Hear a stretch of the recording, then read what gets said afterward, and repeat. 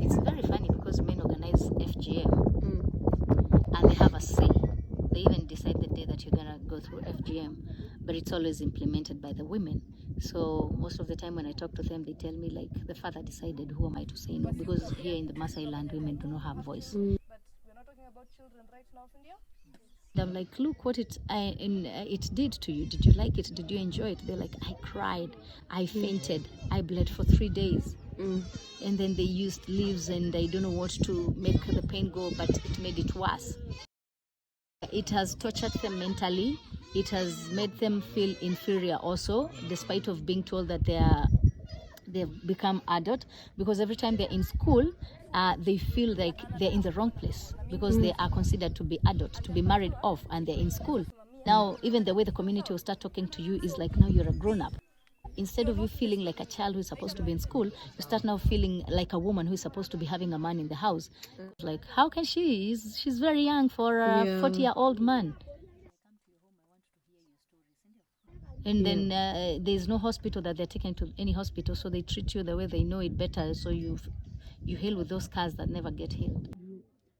You get you use the same knife. If someone had HIV, you're all gonna contract HIV. But when you're going through your FGM, they always let you know, you will hear them mention that you will be married to so and so. Because when you go through FGM, you're considered to be an adult. It doesn't matter whether you went through FGM when you're 13 or even 14. So if you go through that, I heard of a girl who went through FGM 8 years. She was 8 years, and they wanted her to get married when she was 10. So then this man penetrated through that girl and really damaged that girl so badly. So, and then the marriage, men choose for their girls who they want their girls to marry, depending on how many goats you have or how many cows you have. And then they will come and run away with you in the middle of the night. So they will escort you and you can't run away. And they take you to that man's house and then they cage you together. The man gets to have sex with you. And then you're released after like, I don't know how many days. Then they will come and celebrate that you're married. So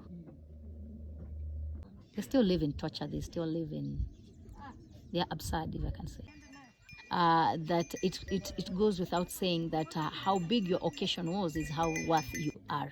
Yeah. So they will always look forward for that. They are considered, every family here is known by the occasion they hold. Yeah. Like how many goats they got, like how many cows they got, like who came when they did their FGM. Yeah. If they get more cows, you're very valuable. So it gets out of hand. The time we came here, right now we say like this is our second year, but this is something that they've done for over 50 years. So they feel like we're the odd one out. They feel like we don't understand what is happening. They feel like, they even ask us, they tell me like, why have you not gone through FGM? They support the idea, but sometimes it's the ladies themselves that don't see any options basically in terms of the future. With So education. in terms of education wise. So they, get pregnant in an effort to get married and proceed. Yeah.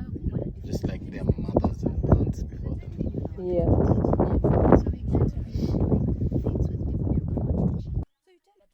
Fear is the opposite of faith. Okay? So you can face everything and get ready of becoming better, Cindy.